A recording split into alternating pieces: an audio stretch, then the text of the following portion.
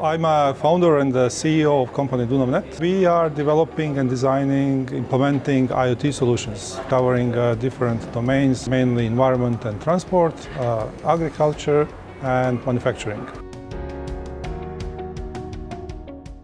I started a long time ago, so when I started with IoT was not called IoT.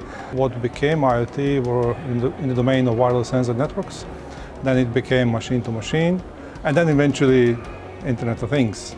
And then there was this one FP7 project that we put together with a number of other partners from Europe, and that was my first entrance into the IoT world.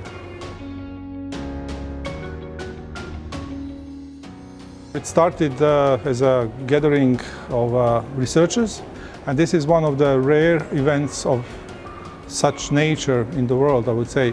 Because you usually would have either research conferences or you have commercial trade exhibitions.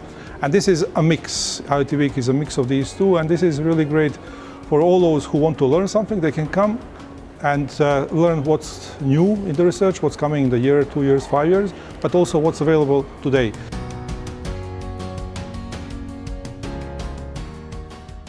Be patient and stubborn and really persistent in what you want to do.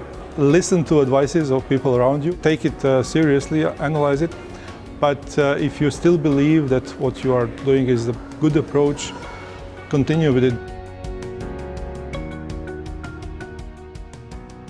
You need technical skill, technology, but you also need business skills, because a lot of this IoT is about that digital transformation. You have to have these technological skills, and you also have to understand how the businesses work and how you can apply technology in a business. Because this whole IoT thing, or this digital transformation, which is driven by IoT, it's mainly driven by businesses. And you have to understand the business in order to build proper solution.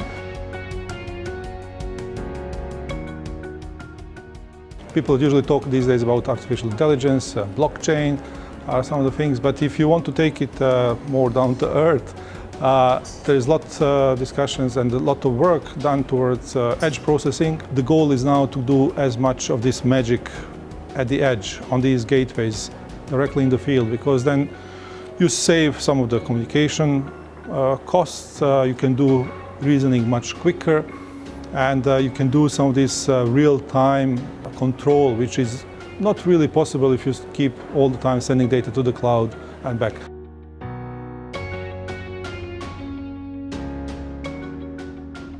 So you really get exposed to a lot of different domains, and it's really nice thing. So you don't get, at least I love it, so I don't get stuck in one particular field, but I get to learn about many things.